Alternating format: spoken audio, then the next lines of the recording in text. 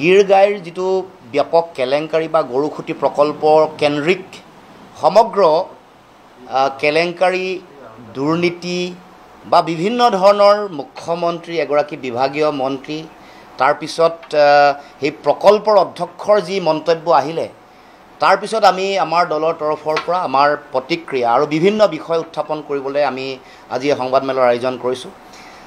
প্ৰথমে এই গৰুখুটি প্ৰকল্প নিৰ্মাণৰ বা আৰম্ভণিৰ এটা ঐতিহাসিক পটভূমি আছে।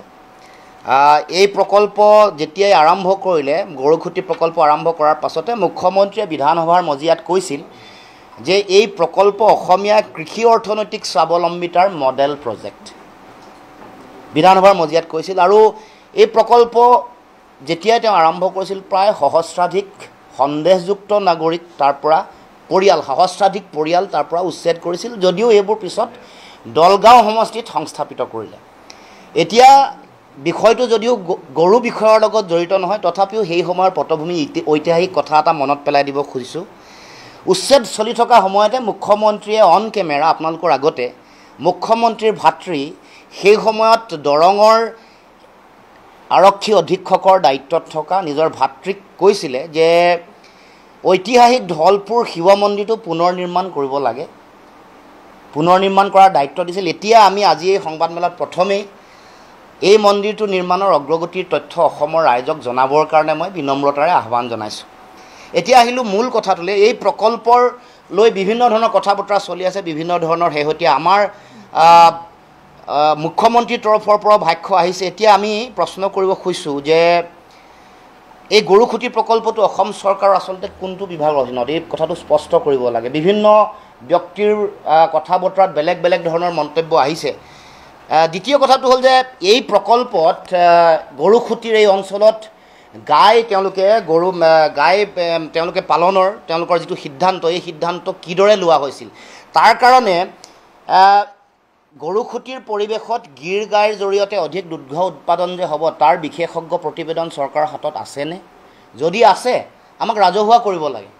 দ্বিতীয়তে গৰুখুটিৰ যিটো পাৰিপাৰ্শ্বিকতা, এই পাৰিপাৰ্শ্বিকতা এই পৰিৱেশত গিৰ গাই পালনৰ বাবে উপযুক্ত হয়নে নহয় এখন বিশেষজ্ঞৰ প্ৰতিবেদনৰ প্ৰয়োজন। এইটো সাধাৰণতে প্ৰকল্প যেতিয়া আৰম্ভ কৰে এই প্ৰতিবেদন গ্ৰহণ কৰা হয়। আমি মুখ্যমন্ত্ৰী ডাঙৰীয়াক আহ্বান জনাইছোঁ যে সেইখন প্ৰতিবেদন, দুয়োখন প্ৰতিবেদন ইয়াৰ পাৰিপাৰ্শ্বিকতাত গিৰ গাই পালন উপযুক্ত নে সেই প্ৰতিবেদনখনো আমাক ৰাজহুৱা কৰিব লাগে। দ্বিতীয়তে গিৰ গাই পালনৰ যোগেদি অধিক দুগ্ধ উৎপাদন হ'ব সেই যি প্ৰতিবেদন লৈছিল সেই প্ৰতিবেদন আমাক ৰাজহুৱা কৰিব লাগে, সাধাৰণতে কৰা হয়।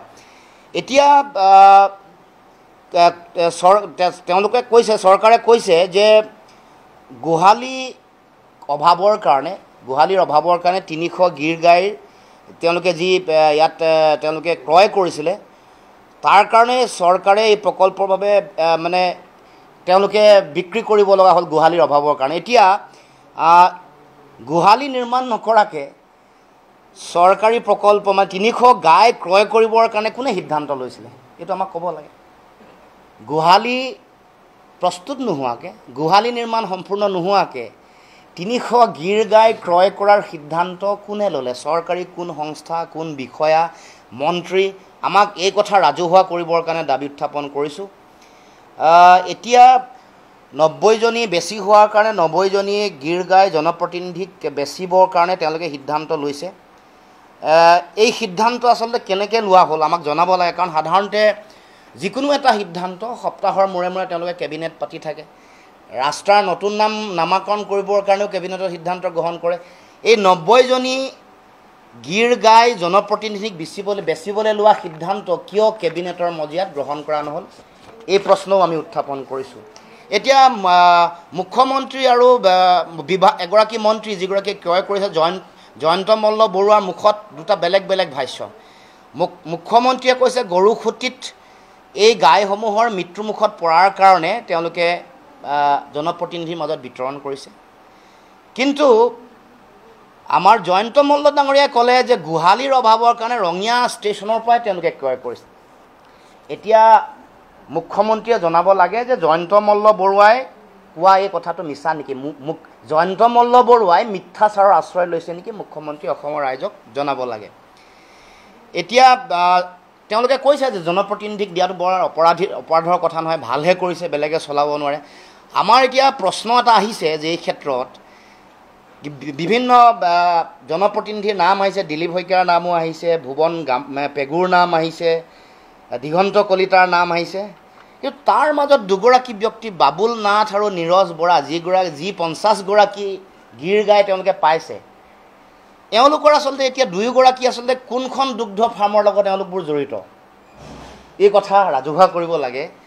দুয়োগৰাকী বাবুল নাথ আৰু নীৰজ বৰা, এই দুয়োগৰাকীয়ে প্ৰথম এই দুয়োগৰাকী সন্দেহযুক্ত ব্যক্তিয়ে কেনেকৈ 50গৰাকী গীৰ গাই পালে, যিহেতু জনপ্ৰতিনিধিক দিয়া বুলি কৈছে, আৰু দুয়োগৰাকী দুয়োগৰাকী জড়িত হৈ থকা দুগ্ধ পাম কেইখনৰ নাম ৰাজহুৱা কৰিবৰ কাৰণে আমি দাবী উত্থাপন কৰিছোঁ।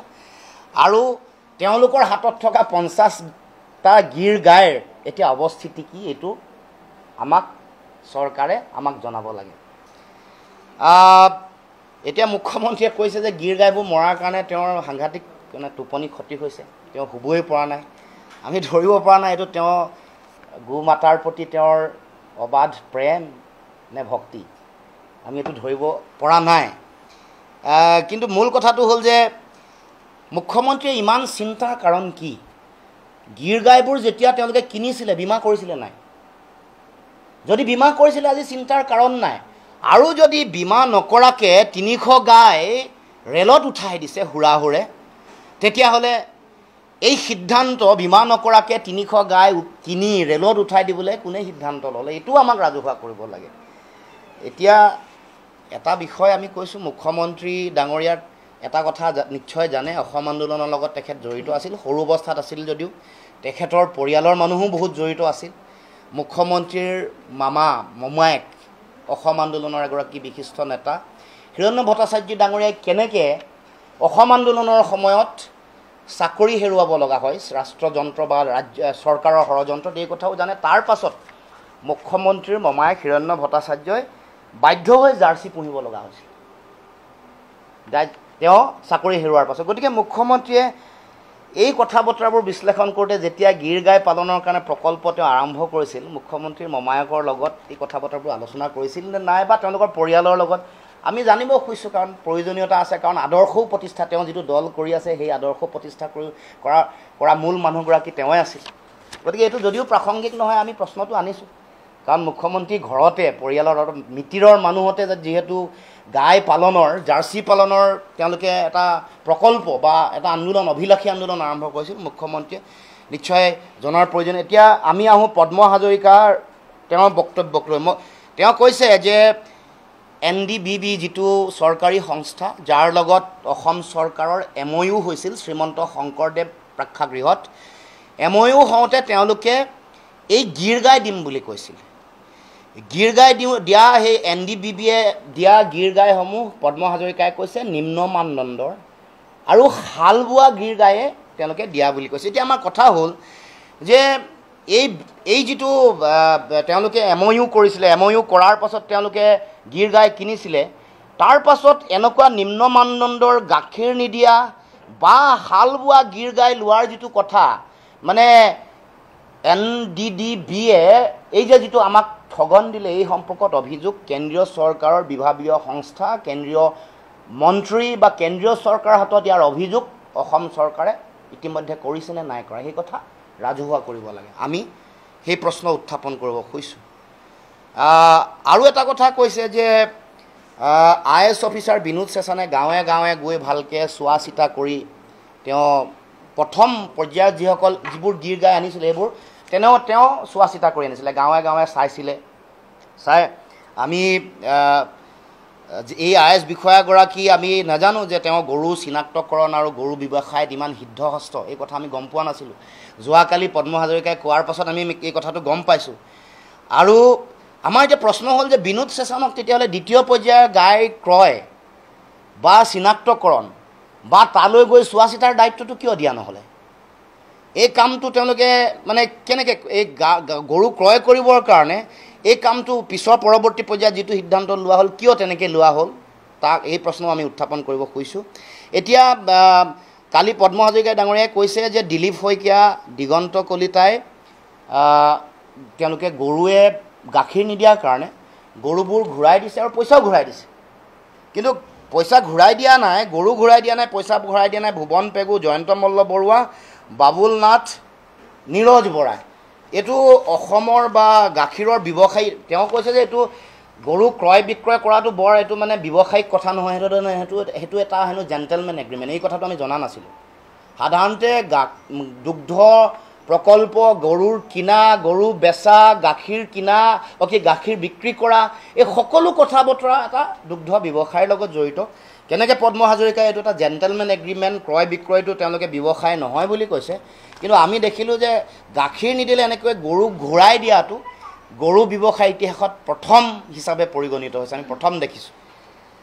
এতিয়া কথা হ'ল যে দুগৰাকী ব্যক্তি, দিলীপ শইকীয়া আৰু দিগন্ত কলিতাই গৰু ঘূৰাই দিছে, পইচাও ঘূৰাই দিছে। আমাৰ কথা হ'ল যে এতিয়া পদ্ম হাজৰিকাই দিলীপ শইকীয়া আৰু দিগন্ত কলিতাক ৰাম ঠগন দিলে নেকি? গাখীৰ নিদিয়া গৰুবোৰ দিলীপ শইকীয়া আৰু দিগন্ত কলিতাক দিছে, আৰু গাখীৰ দিয়া গৰুবোৰ নীৰজ বৰা, বাবুল নাথ, ভুৱন পেগু আৰু জয়ন্ত মল্ল বৰুৱাক দিছে। আৰু এই বাবুল নাথ আৰু নীৰজ বৰাই যি 50জনী গাই কিনিছে, সেই গাইসমূহে আমি প্ৰশ্নহে কৰিছোঁ কেনেবাকৈ কন্যাকাৰ চাহিদা বৰ্ধন কৰিছে নেকি? আমি নাজানো, সেইটো মুখ্যমন্ত্ৰীয়ে জনাব লাগে। আমি নাজানো, খালি প্ৰশ্নহে উত্থাপন কৰিছোঁ যে 50জনী গাই যি বাবুল নাথ আৰু নীৰজ বৰাই কিনিছিলে, কন্যাকাৰ কেনেবাকৈ চাহিদা বা শোভা বৰ্ধন কৰিছে নেকি? আমাক জনাব লাগে। এতিয়া কিছুদিনৰ আগত জয়ন্ত মল্ল ডাঙৰীয়াই যেতিয়া আপোনালোকক খুব বেয়া ব্যৱহাৰ কৰিছিলে সাংবাদিকসকলক, তেতিয়া কৈছিলে যে তেওঁলোকে বহু দিনৰ পৰা ব্যৱসায় কৰে, তেওঁৰ পত্নীয়ে এই গো পালন বা দুগ্ধ উৎপাদনৰ ব্যৱসায়ৰ লগত জড়িত, 2 লাখকৈ টকা তেওঁ ইনকম মাহেকীয়াকৈ কৰিছে। আমি বেয়া পোৱা নাই, ভাল পাইছোঁ। এগৰাকী উদ্যমী মহিলাই কাম কৰিছে। আমাৰ বিশ্বজিৎ ফুকনৰ এপেক্স বেংকে ঋণ দিছে, এইটো বেয়া পোৱা নাই। তেওঁৰ ছোৱালী পঢ়া শুনা কৰি আছে, পঢ়া শুনা কৰি থাকোঁতে 1.5 লাখ টকাকৈ দৰমহা পায়, সেইটোও বেয়া পোৱা নাই। ঘৰ লেঠা ঘৰতে মাৰিব লাগে।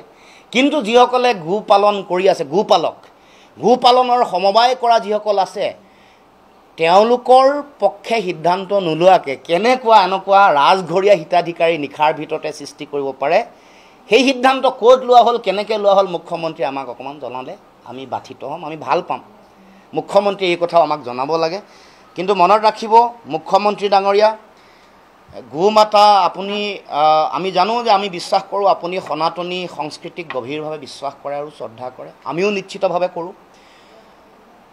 যেতিয়াই গো মাতা বা গৰু বা গাইক লৈ যেতিয়াই ৰাজনীতি কৰে, যেতিয়াই সিন্ডিকেটত জড়িত হয়, যেতিয়াই এনেকুৱা ধৰণৰ অনীতি, দুৰ্নীতি, এনেকুৱা ধৰণৰ অনিয়মত যেতিয়াই জড়িত হয়, তেতিয়াই কোনো মানুহে ইতিহাসত নিস্তাৰ পোৱা নাই। মই ইতিহাস কৈ দিব খুজিছোঁ। দিলীপ শইকীয়া সোণোৱাল, প্ৰফুল্ল মহন্ত, ৰাজেন বৰা, নকুল দাস, লালু প্ৰসাদ যাদৱ আৰু ৰাবৰী দেৱী। গতিকে মুখ্যমন্ত্ৰী ডাঙৰীয়া, আপোনালোকে গৰুক লৈ, গৰু সিন্ডিকেট, গৰুখুটি প্ৰকল্প, যিটো অসমৰ মানুহৰ অৰ্থনৈতিক স্বাৱলম্বিতাৰ মডেল প্ৰজেক্ট হ'ব বুলি কৈছিলে গ্ৰাম্য অৰ্থনীতিৰ, তাক লৈ আপোনালোকে যিটো ব্যাপক দুৰ্নীতি, কেলেংকাৰী, সিন্ডিকেট সংগঠিত কৰিছে, ইয়াৰ পৰা ভগৱানৰ অভিশাপত আপোনালোকেও নিস্তাৰ নাপাব, আপোনালোকেও ইয়াৰ প্ৰাপ্য ফল পাব। এই কথা আমি স্পষ্টভাৱে উল্লেখ কৰিছোঁ। ব্যাপক কেলেংকাৰী, নেশ্যনেল ডায়েৰী ডেভেলপমেণ্ট বৰ্ডটো কেন্দ্ৰীয় চৰকাৰৰ এটা সংস্থা। গতিকে গোটেই কেলেংকাৰীটো কেন্দ্ৰীয় চৰকাৰে ইয়াৰ সম্পূৰ্ণ তদন্ত কৰিব লাগে, কাৰণ মুখ্যমন্ত্ৰী ইয়াৰ লগত জড়িত আৰু কেন্দ্ৰীয় চৰকাৰৰ এটা সংস্থা জড়িত হৈ আছে। গতিকে ব্যাপক কেলেংকাৰী হোৱাই যিটো কথা আপোনালোকে যিটো কৈ আছে যে তথ্য বিভ্ৰাট যিমান হৈছে, মইতো প্ৰশ্নই উত্থাপন কৰিছোঁ, কোনটো সঁচা? মুখ্যমন্ত্ৰীয়ে কোৱাটো সঁচা নে জয়ন্ত মল্ল বৰুৱাই কোৱাটো সঁচা নে পদ্ম হাজৰিকাই কোৱাটো সঁচা? গোটেইকেইটা প্ৰশ্ন উত্থাপন কৰিলোঁ। গতিকে এইবোৰৰ উত্তৰ দিলেহে আমি গম পাম আচলতে প্ৰকৃততে হৈছে কি। তদন্ত উচ্চ পৰ্যায়ৰ তদন্ত লাগে, আৰু কেন্দ্ৰীয় চৰকাৰে এটা সময়ত LOC কেলেংকাৰীৰ সময়ত তেতিয়া অতি উচ্চ পৰ্যায়ৰ সংস্থাই তদন্ত প্ৰক্ৰিয়া চলাইছিল, এতিয়াও চলাব লাগে। এইটো LOCতকৈ বহু ওপৰৰ কেলেংকাৰী সম্ভৱতঃ, কাৰণ বিভিন্ন ইয়াৰ লগত কথা জড়িত হৈ আছে। কাৰণ তেওঁলোকৰ ৰাজনৈতিক যিটো অস্ত্ৰ, এইটো গো মাতাক লৈ তেওঁলোকে ৰাজনীতি কৰে, আৰু আজি সেই গো মাতাৰ লৈয়ে তেওঁলোকে এনেকুৱা ধৰণৰ দুৰ্নীতি কেলেংকাৰীত জড়িত হৈছে। তাৰ উপৰিও সিন্ডিকেটৰ কথাটো আমি নকওঁৱে, গৰু সিন্ডিকেটৰ কথা চলি থকা কথা বিভিন্ন সময়ত সবিস্তাৰে প্ৰকাশ হৈ আছে। বিভিন্ন সময়ত ঘটনা পৰিঘটনা, লখিমপুৰত কোনে কেলেংকাৰী কৰে, কোনে পইচা কালেকশ্যন কৰে, কোনফালে আহে, কেনেকৈ যায়, কোন বাটেৰে যায়, এইবোৰতো যদিও মানে প্ৰমাণিত হোৱা নাই, সকলোৱে জানে, হয় নহয়? কিমান পইচা কালেকশ্যন হয়, ভাগ কিমান কিমান পায়, কাৰ ঘৰ কিমান ধুনীয়া, কাৰ ঘৰৰ ওপৰত হেলিকপ্টাৰ পৰিব পাৰে, এইটো চব গম পায় ৰাইজে। আপোনালোকে বিচাৰ কৰি লওক, আমি কৈ দিছোঁ আভাসটো। গতিকে এই গোটেই কেলেংকাৰী, ইয়াৰ লগত গৰুৰ লগত যিটো ভয়াৱহ শেহতীয়াকৈ কেলেংকাৰী কৰিলে, চূড়ান্ত অন্যায় কৰিলে, সাংঘাতিক অভিশাপ আৰু পাপ লাগিব। কাৰণ গীৰ গাই কোন কোন অঞ্চলৰ পৰা আপোনালোকে জানে যে গীৰ পৰ্বতমালা হৈ গ'ল হিন্দু আৰু জৈন ধৰ্মীয় মানুহৰ কাৰণে অতি পবিত্ৰ স্থান। তাৰ পাদদেশত যিবোৰ গাই জন্ম বা প্ৰতিপালন কৰা হয়, গিৰাণা বুলি অঞ্চল, তাৰ পৰা গীৰ গাই আনিছে। সেইটো সকলোৰে অতি মানে এটা সন্মানৰ ঠাই সনাতনী হিন্দু ধৰ্ম সংস্কৃতিৰ কাৰণে। গতিকে সেই কথাও মুখ্যমন্ত্ৰীয়ে এতিয়া ইমান গৰুৰ নামত তেওঁলোকে ৰাজনীতি কৰে, গো মাতাৰ নামত, আজি সেইবোৰ কথা মুখ্যমন্ত্ৰীয়ে পাহৰি গৈছে। আৰু পাহৰি গৈ এনেকৈ গোটেই কেলেংকাৰীত সকলো মানুহক এনেকৈ জড়িত কৰাইছে। গতিকে এতিয়া আমাৰ কথা হ'ল যে জয়ন্ত মল্ল বৰুৱাৰ পত্নীয়ে এনেকুৱা ধৰণৰ মানে 50 লাখ টকাৰ ৰাজসাহাৰ্য পায়। আৰু আমাৰ যিসকলক আমাৰ গাঁৱে ভূঞে থকা অৰুণোদয় আঁচনি 1250 টকা যিসকলক দি আছে, তেওঁলোকক কেতিয়া এই পৰ্যায়লৈ উন্নীতকৰণ কৰিব, তেওঁলোকৰ যোগেদি কেনেকৈ এনেকৈ গৰু পালন আৰু মানে দুগ্ধ উৎপাদনৰ প্ৰকল্প তেওঁলোকে তৈয়াৰ কৰিব, সেইটোহে আমি মুখ্যমন্ত্ৰীৰ পৰা জানিব খুজিছোঁ। নাই, এইটো বিষয় অতি গুৰুত্বপূৰ্ণ বিষয়, এতিয়া আৰম্ভ হৈছে, মানুহৰ মাজলৈ আমি যাম। আৰু ইতিমধ্যে এই গৰুৰ যিটো কেলেংকাৰী, গীৰ গাই বা সমগ্ৰ যি কেলেংকাৰী চলিছে, সেই সম্পৰ্কত জনগণে ইতিমধ্যে জ্ঞাতও হৈছে। আৰু তাৰ বিৰুদ্ধে ইতিমধ্যে সকলো ৰাজনৈতিক দল আমি তাৰ বিৰুদ্ধে যুঁজিবৰ কাৰণে তেওঁলোকৰ এই গোটেই প্ৰকল্প গৰু বা সমগ্ৰ গৰুক লৈ তেওঁলোকে কৰি থকা দুৰ্নীতি কেলেংকাৰীৰ বিৰুদ্ধে মানুহক সজাগ সচেতন কৰি আমি আহি থাকিব লগা দিনসমূহত জনমতো গঠন কৰিম। আৰু ইয়াৰ তদন্ত হ'বই লাগিব, ইয়াৰ তদন্ত হ'বই লাগিব। তদন্তৰ আওতালে মুখ্যমন্ত্ৰী আহিব লাগিব, তদন্তৰ আওতালে বাকী আন আন যিসকল মানুহ আছে, যিবোৰ নাম ক'লোঁ, নীৰজ বৰালৈকে জয়ন্ত মল্ল বৰুৱাৰ পৰা আৰম্ভ কৰি সকলো, দিলীপ শইকীয়াও হাৰি যাব নোৱাৰিব। এইটো প্ৰথম মানে শুনিলোঁ যে গাখীৰ নিদিয়াৰ কাৰণে গৰু ঘূৰাই দিছে আৰু পইচা ঘূৰাই দিছে। মুখ্যমন্ত্ৰী জয়ন্ত মল্ল বৰুৱা আৰু পদ্ম হাজৰিকাৰ বক্তব্যৰ পিছত এইটো স্পষ্ট হৈ গ'ল, ব্যাপক দুৰ্নীতি কেলেংকাৰী অনিয়ম ইয়াত সংঘটিত হৈছে আৰু ইয়াত উচ্চ পৰ্যায়ৰ তদন্ত হ'ব লাগে। যোৱাকালি পদ্ম হাজৰিকা ডাঙৰীয়াৰ প্ৰেছ মিটৰ পিছতেই অসমৰ জনগণে স্পষ্টভাৱে গম পালে যে গীৰ গাই কিনা কথা, গৰু খুঁটি প্ৰকল্প বা ইয়াৰ লগত জড়িত হৈ থকা গোটেই শেহতীয়া কথা বতৰা, এইবোৰত এটা ব্যাপক কেলেংকাৰী আৰু দুৰ্নীতি হৈছে। এতিয়া তাত 1 সহস্ৰাধিক পৰিয়াল তাৰ পৰা উচ্ছেদ কৰিলে। তেওঁলোকে কৈছিলে যে অবৈধ বিদেশী, কিন্তু তেওঁলোকক মাতি দিলে, দলগাত সংস্থাপিত কৰিলে। এতিয়া আমাৰ প্ৰশ্ন আৰু এটা আহিছে যে এই 1000 পৰিয়াল উচ্ছেদ কৰাৰ পাছত তেওঁলোকে এই যিটো সমষ্টিত গৰু খুঁটি পৰে, সেই সমষ্টিটো সুৰক্ষিত কৰিবৰ কাৰণে, বিজেপিৰ কাৰণে সুৰক্ষিত কৰিবৰ কাৰণে তেওঁলোকে উচ্ছেদ কৰিছিলে নেকি, এই প্ৰশ্নও আহিছে আমাৰ। কাৰণ তেওঁলোকক উচ্ছেদ কৰি দলগাঁৱত সংস্থাপিত কৰিছে, এইবোৰ তথ্য আপোনালোকে জানে।